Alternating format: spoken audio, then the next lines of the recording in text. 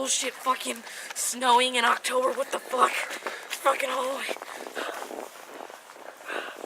What the fuck is it?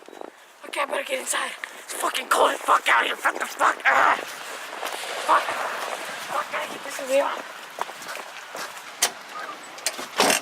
Snow in fucking October. Fuck.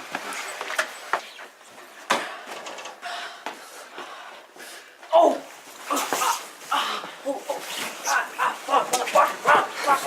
Me in the asshole.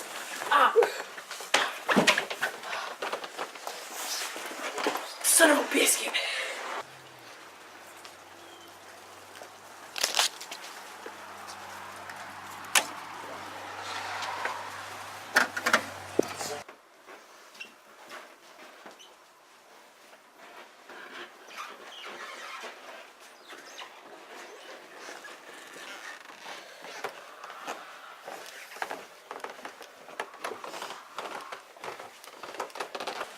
Okay, Michael, I know, I promise. I'm getting the review done, okay, I'm gonna do it this week. I don't need you on my ass, okay, you just killed all my fucking friends. That's not cool at all. Just let me do the review, okay? Okay, I promise, okay?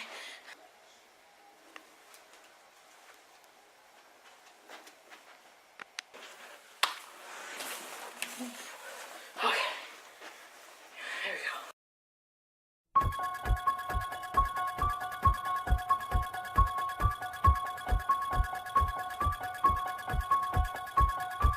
What's up, guys? Dylan Reviews back here with another video. We are final. Okay. Okay, this is gonna get annoying. Okay, this is gonna get annoying. What are you doing here? You were here last time. Now what the fuck are you doing? There's a review. Yeah, I know. It's my review. But why are you here? Are you here just to fuck with me? No, there's a review. I know it. It's my review. It's my channel. I'm Dylan Mayer. Are you at... what's your name? Asher? Okay, well, is it Asher Mini Reviews? No. What is it?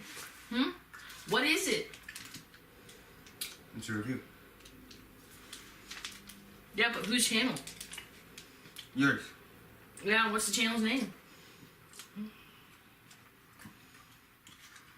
It's a review. Okay.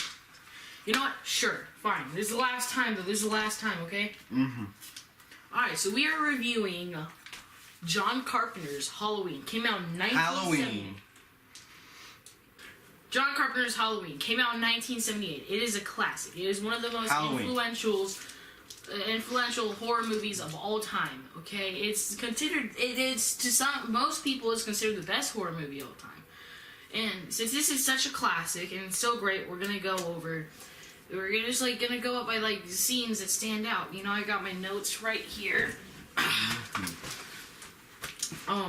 Do you have your notes? Nope. I'll be right back. Fucking cunt. Oh, what the... Okay, so you're back. Yeah. Okay. Okay, so let me give you guys a little bit of trivia behind it. Okay, so Mustafa Akkad basically just said to John Carpenter and Deborah Hill, who were dating at the time, basically like, we want a movie where there's some dude stalking babysitters and killing them, and we want it to be set on Halloween. That's all they had to work with, okay?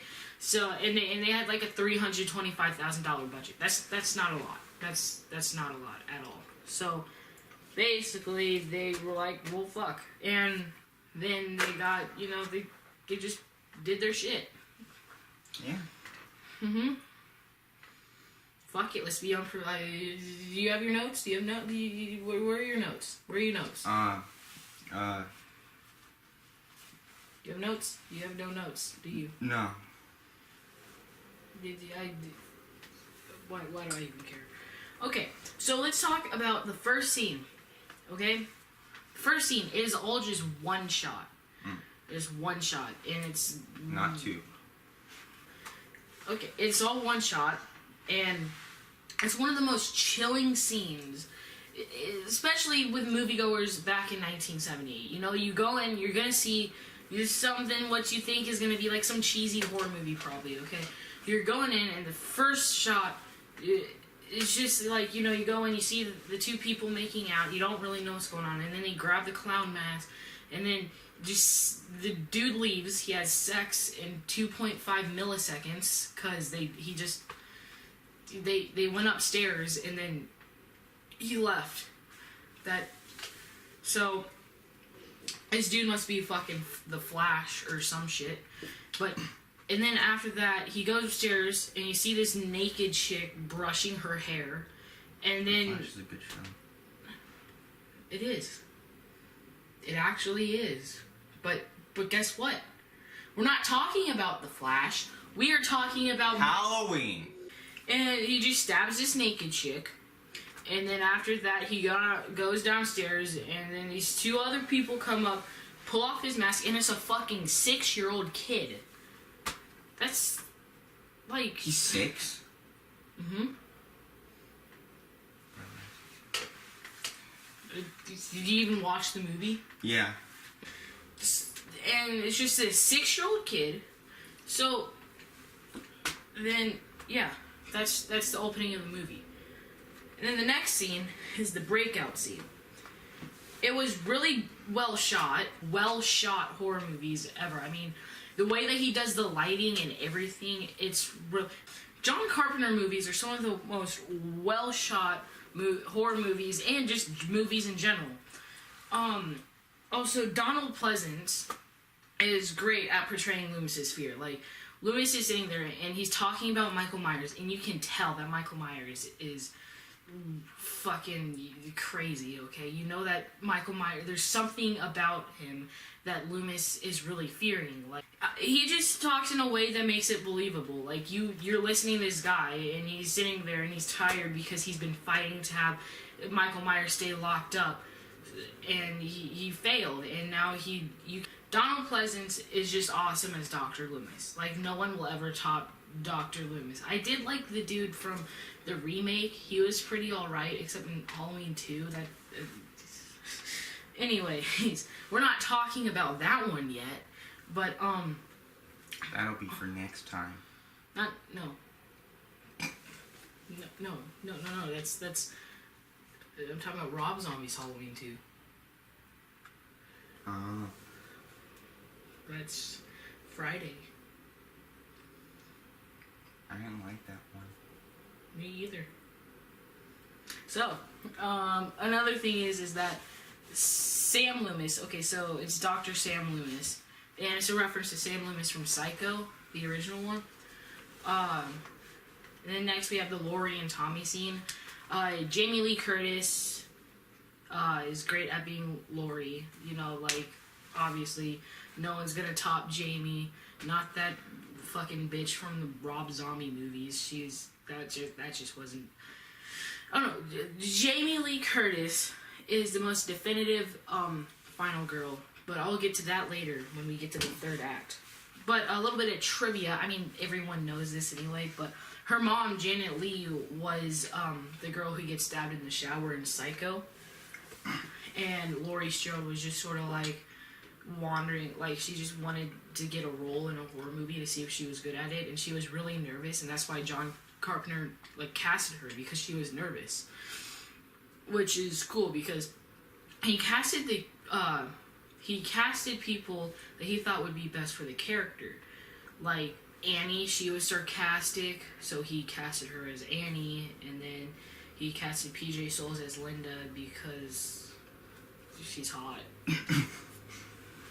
And then then next is the Loomis complaining scene. That's what I wrote it down. Okay, but no, this is the scene when him and the dude are walking down I think it's the penitentiary. But Sam Loomis is talking, and he just shows his fear. He's like, he's just spooked, you know. But no one believes him. Okay, Loomis is like this. Time. It is spooky season, and it's fucking snowing. But Loomis, he is just like he's afraid of what this dude can do, you know. Alright, next one. Oh, the Laurie school scene when she's in school and she looks outside and she sees Michael, and then she blinks and he's gone. That one was really effectively shot. It's the only note I have for it. It also shows that Michael just likes to fuck with people before he kills them. Then there is the Tommy bully scene / Michael school scene. So everyone's always confused as to why fucking Michael Myers just stops at the school for no reason. But I think maybe this is the last bit of Michael's innocence. Like, maybe he used to go to the school and he is just like, he just sort of remembers, kinda, but then when he like drives away, it's just sort of him like saying goodbye to those past memories in a way.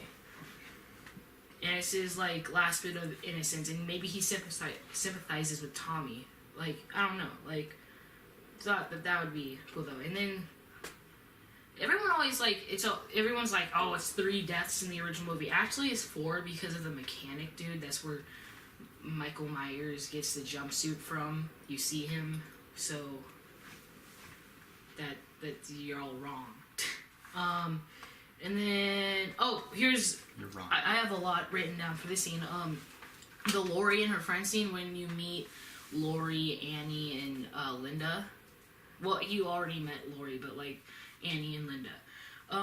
Actual dialogues girls would say, thanks to Deborah Hill, because so basically there was a script and the dialogue was absolute shit. So Deborah Hill was just like, let me just write the dialogue and how like girls would actually talk, you know, and it helped the movie. That's part of the reason why this movie is actually like loved, because that's how people would actually talk, you know. Totally. Love. Totally. Yeah, Linda says totally a lot. And, but also another thing about this scene is that it really sums up the characters, okay? Linda, slutty, stupid friend. Annie, sarcastic, funny, not caring friend. Lori, virgin, nerdy girl that doesn't get herself into trouble.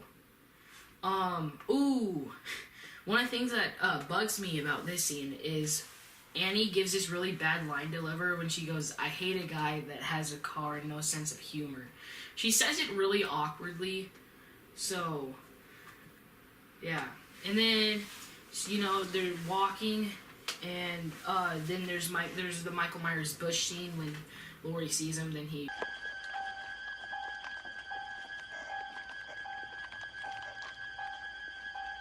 Oh, look. Goes into the bush and just sort of like walks away. And He then just they start playing over the and like, so they, I don't know, Michael Myers is just in this movie, he's just fucking with them. Like, he's like he's making them scared, which isn't something that you really see going forward. You know, he just sort of like just turns into like a walking knife. He just sort of stab, you know. But in this movie, he stalked people. And I hope that that's something that they return to in the new movie. And then, Lori has a leaf in her hair. That's what I noticed. Sorry, that was a bad joke. I don't know what I was thinking when I wrote. What the hell were you thinking? Okay, so then Lori runs into Officer Brackett, or Sheriff Brackett, and he says, it's Halloween, everyone deserves one good scare. That foreshadows the whole movie, in a way. You know, I don't know, that's one of my most favorite lines from the movie. Actually, one of my most favorite lines from the series. And then you see Lori goes home and she's scared by some trick-or-treaters next door. Which, those are the only trick-or-treaters that you see throughout the movie, which is kind of weird. And then there's another really effective shot of Michael just fucking with Lori, where she sees him in the curtains and he's gone, you know, just vanishes. He's like Batman. And then the next scene is a Lori and Annie car scene / Dr. Loomis grave scene. Dr. Loomis sees a missing grave and he just knows that Michael is here. Like, he just sees the grave and he just goes, he came home. Like, Michael, like, Loomis knows Michael. And I don't know. They were pals. I don't know what would be scarier. If Loomis knew what Michael was capable of or didn't know what he was capable of. Because I think that's sort of like half and half, if that makes sense. Like, he knows what he's capable of, but then he also doesn't know what he's capable of. So, and I think that's what scares him most. Mysterious. Yeah. And then Michael just, and then in the car scene, I don't know if, like, many people notice this, but Michael just sort of follows Laurie and Annie in his car, which I don't know how he knows how to drive. He was 6 when he went to prison, and he just knows how to drive. Yeah. And then there's the weed scene, which shows that Laurie, like, there's a lot of character development in this movie, and I think that's what part of, like, makes it so good, because of the character development, and they took their time telling the story, which isn't something that you, like, get a whole lot, like, with Friday the 13th or some of the Nightmare movies. Like, it's just, like, I miss character development in horror movies. Because nowadays is mostly, like, you have the stereotypes, and it just sort of, like, bugs me, you know, and that's part of the reason why I love Halloween so much. Another thing is that Officer Brackett, so this is something I thought about when I watched the movie. Officer Brackett says it was probably kids who stole this stuff, which I think that's kind of cool, because it shows, like, you know, Michael Myers is a bit childlike. He has childlike curiosities. Like, he's like, how can I fuck with this person before I kill them? Like, or what is this person's reaction while I'm killing them? So, in a way, it's like, very childlike. Yeah, like Ashton. Something that makes me like this Sheriff Brackett better than the Brad Dourif Sheriff Brackett is that Brackett goes with Loomis even though he has his doubts. Showing that guy was in One Flew Over the Cuckoo's Nest. Yeah, he was. He was also Chucky. Mm-hmm. And like, so Brackett goes with Loomis even though that he has his doubts about this because he cares about Haddonfield, and that's what police officers are supposed to do. It was a good movie. You know, Jack Nicholson won an award for it, the Oscar award for that one. Dude, really? Yeah. Cool. And that's not what we're talking about. Also, I haven't seen that movie yet. Okay. Then Laurie is paranoid that Brackett saw that they were smoking. She's like really paranoid just because, you know, she never does anything like that. And then they talk about Ben Tramer. And just like, you know, Ben Tramer appears in Halloween 2, which is cool, you know, attention to detail, but that's what we'll talk about when we get to Halloween 2. And then the scene shows, like, the fact that, today. And the scene shows that Laurie does act a little bit like her friends, but, like, so like, because if they didn't have this scene about her talking about Ben Tramer, it would have been like, how the fuck are these people friends? But Laurie, you know, I think that Laurie is the Atticus of the group. Y'all don't know who Atticus is. I'll link low budget film studios in the description. Oh wait, no I won't, because it's too child friendly. But he is our friend who doesn't cuss at all. And that's like, and he doesn't do anything risky, and it's kind of fucking annoying. If you didn't catch on, that was Dylan being petty. Yeah, that was. Anyways, so here's how I like to think about it. Atticus is the Laurie of our group. I'm the Annie, and you're the Linda. You're the PJ Souls. Beefcake. Anyways, and then we get one of the best monologues of all history, and it's the classic. It's the Devil's Eye speech. I met him 15 years ago. I was told there was nothing left, no reason, no conscience, no understanding, and even the most rudimentary sense of life or death, of good or evil, right or wrong. I met this 6-year-old child with this blank, pale, emotionless face. Okay, so it's just a great speech, you know? Yeah. And then Loomis monologues, it brings up that he had a blank, expressionless face as a kid. And that's like his mask. His mask is blank and expressionless. As a kid, it's just cool, you know. It's cool how it all correlates. Maybe that's why Myers always picks the blank mask, you know, the one that doesn't have an expression, because he relates to it. More notes. Whenever Michael is like stalking, he is creepy as fuck. He just sort of stands there and just watches. It's like crazy how he has the patience to do that. He's not really looking at us. That's like drunk father Michael.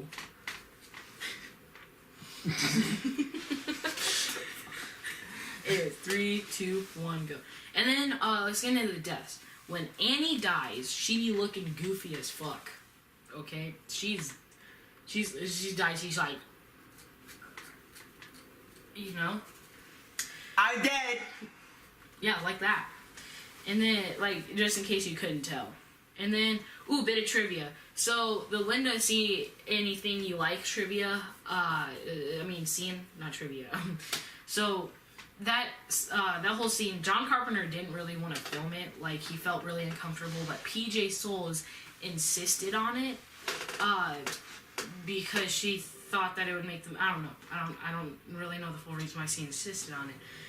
But then they ended up doing it, and it became really infamous. And then Bob's death, Bobbert. His death is awesome and iconic, and it's my favorite death throughout the whole entire series. When Michael Myers just picks him up and stabs him, and then you find out this happened before any stuff, but you find out that Michael is a dick to dogs. He kills so many fucking dogs throughout these movies. What an asshole. I know, what an asshole. Now let's get into the third act. This is the best part of the movie. There's the dead bodies reveals when Laurie walks over and she sees all the dead bodies. Like, Jamie Lee Curtis had a genuine reaction. And then there you have that infamous shot that is so awesome when Laurie's standing there and then Michael's face just comes out of the shadow. It's fucking awesome. And then there's the chase sequence. The chase sequence, I love watching the chase sequence when she's running across the street, going from door to door. No one answers the doors, and she just, like, Michael's chasing her. He's just walking, he's just taking pride in the fact that this girl is helpless and is running away, and that he can just walk. Like, he's not scared about anything. He's not scared about getting arrested. He's not scared about getting shot. He's not scared of anything. He's just emotionless. And that's what makes him really, like, creepy. Spooky. Another thing that makes Laurie a great final girl is that she sets up the standards, okay? She tries to do everything to stop Michael and to save the kids. She sticks the coat hanger in his neck, and then the knitting needle, the sewing needle in his neck, and then the coat hanger in his eye, and then stabs him. And it's not enough. And then Dr. Loomis comes in and he shoots Michael 6 times. He falls over the edge, and then you get one of the best lines of the whole series was at the boogeyman, and Dr. Loomis, like, you know, he just says yes, because that is what Dr. Loomis believes, that Michael Myers is the boogeyman. And then he looks over the edge, and he sees that Michael is gone. And Donald Pleasance asked John Carpenter what he wanted him to do. He said, did he want him to have a shocked expression or the I knew this would happen expression? And John Carpenter said, let's film both. Let's take 2 takes. And they ended up going with the I knew this would happen because it was just so effective and makes it really creepy. Now let's talk about the characters. First of all, we gotta talk about Michael. You know, this is his movie. He has a childlike curiosity on how he can scare people and fuck with them before they die. He's great and creepy in an awesome performance on Nick Castle's part. And Nick Castle was just a buddy of John Carpenter's back in college, and John Carpenter was just like, "Hey, I'm filming a movie. You want to be in it?" Till Nick Castle was like, "No, I'm bad at acting. You wouldn't want me." Until John Carpenter was like, "Oh, that's okay. All you have to do is put on a mask and walk around and kill people. You have no lines." And Nick Castle was like, "Great." And Nick Castle was such a nice guy that he didn't want to strangle PJ Souls, but PJ Souls had to like keep telling him to, go at it. So, just And then he died. More treat. Dr. Loomis. Okay, that's the next most iconic character about this series. Donald Pleasance is amazing and shows great fear when talking about Michael. No one will, Dr. Loomis is one of the best characters about this series. Okay, I mean, honestly, a Halloween movie doesn't feel like a Halloween movie without Michael, Dr. Loomis, and Laurie. I mean, if you don't have Laurie in there, if you have Jamie, then that's cool. But it always feels weird when you don't have Loomis. H2O, and the new one is just gonna feel weird because it's gonna have a lot of returning characters other than Loomis. Let's talk about Laurie. Laurie is my definitive final girl. She doesn't drink, doesn't smoke, doesn't have sex, but just wants to do her job, make sure that the kids and herself are safe. She sets up the golden standard for final girls, and Jamie Lee Curtis is not so the most iconic and classic scream queen. Then let's talk about Linda, a slutty opposite of a final girl who just wants to drink and have sex. That's every girl in every horror movie that isn't the final girl. Then Annie, she just wants to fool around with Paul and get Laurie laid. So basically, she, I don't know. That's her character. Okay. Then Bob, he just wants to drink and have sex and has an awesome classic death. So, okay, now let's get into the pros. Michael is the number one pro because he is one of the greatest horror movie slashers of all time. He is up there. He's my number 2. Freddy's my number 1. But Michael, I don't know, just from his mask to, I don't know, just the way he moves. Which one's Michael? You gotta be fucking kidding me. Is it that one? No, it's that one.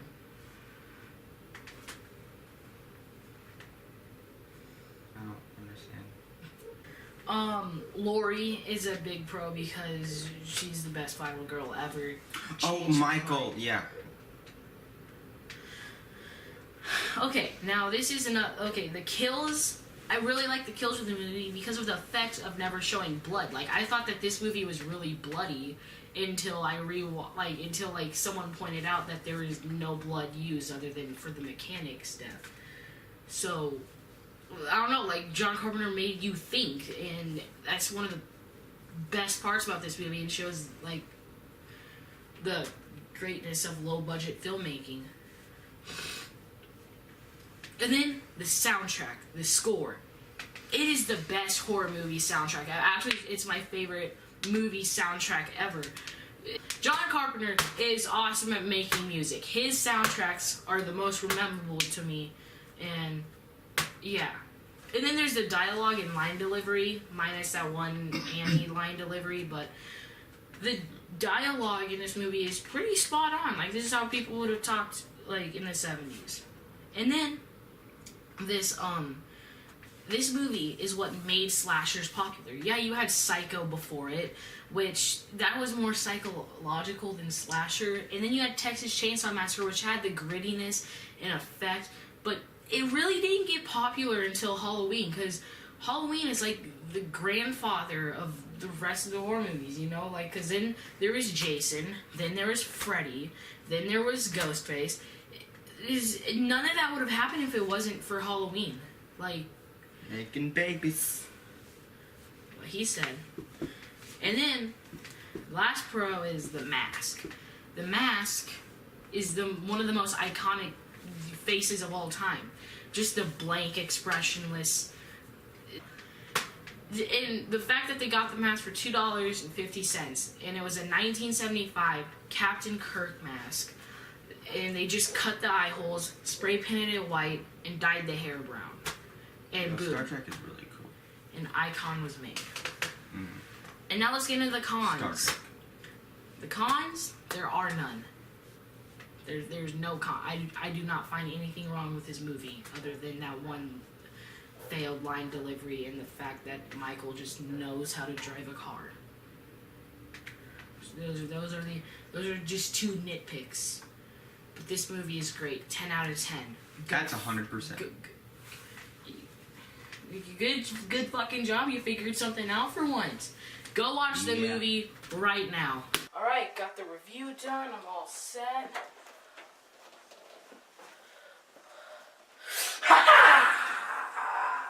Ha! I knew this was gonna happen, motherfucker.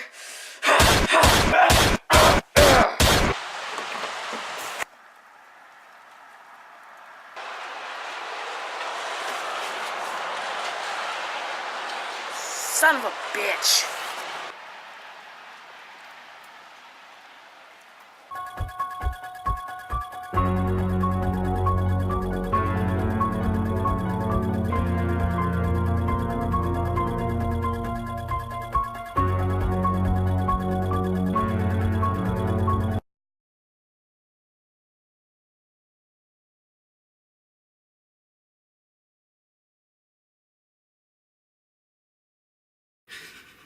It's recognizing the faces in Michael Myers.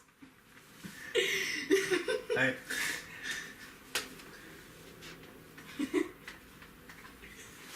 Alright, 3, 2, 1, go. My father is calling. Hello? In the basement? Yeah. Alright. Oh, sorry. Okay, bye. 3, 2, 1, go.